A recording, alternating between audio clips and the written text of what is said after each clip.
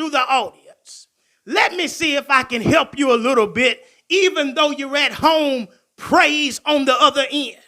The American Heart Association gave you a set of instructions. And the first instruction that they said is keep your doctor's contact information close by. I came to tell you that people are dying in America in this prayer time in America. And since it's prayer time in America, you ought to know to keep your doctor's information close by. Some of y'all still ain't getting it. Maybe it's because I'm not in the pulpit. So let me see if I can say it this way. Jesus is a doctor in a sick room. Jesus is a doctor who's never lost a patient. If you are having issues and if you are having problems, everybody in America will be infected or affected by this issue. You've got to know that it's prayer time in America, and you got to call on Dr. Jesus. Call him up and tell him what you want. Jesus on the main line. Call him up and tell him what you want. When you call Jesus and when you pray to Jesus, he said, anything that you ask in my name, I'll do for you.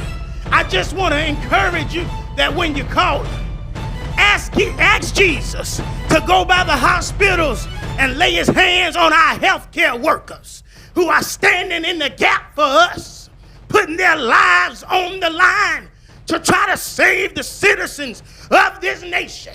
When you call on the name of Jesus, remember that he's a doctor. And so pray for those who are ill and who are sick and who have symptoms and don't seem like they're gonna get well. Ask Jesus when you call on Dr. Jesus to go by the hospital and touch those who are in their sick bed and touch those who are in their deathbed. When you call on Dr. Jesus, don't be selfish and just pray for those in America, but pray for those all across the globe because he holds the whole world in his hands. Pray for those who are older and younger. Pray for those who are men and who are women. Pray for those who are children and who are babies. Pray to Dr. Jesus. And when you call on him, understand that he's a doctor that's never lost a patient. And so even if you don't survive or someone doesn't survive on earth, that's not a reason for you to get your head down. You may have your head down for a little while because of the sad times that we live in. But just like the older lady, as the hospitals are running out of capacity, you can't depend on the medical system at the hospitals in this time. It's prayer time in America. But just like the older lady who said, I live my life, give my respirator to somebody younger, you got to understand that even if they don't survive on earth, Dr. Jesus is going to cause them to live up in glory with him.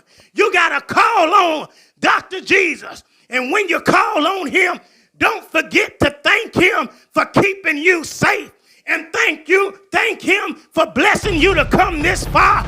And thank him for keeping a hedge of protection around your children and around your family.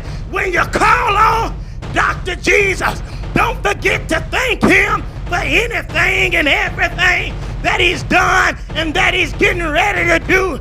Ask Dr. Jesus when you call on him.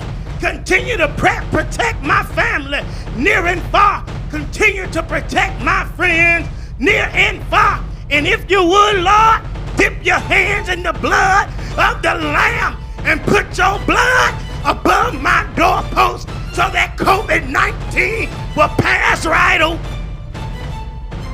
It's prayer time. It's prayer time in America. And we got to call on Dr. Jesus. He's on the main line. Call him up and tell him what you want.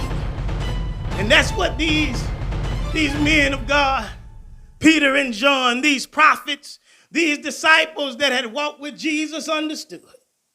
And so every day they would begin to walk toward the temple to go into prayer together.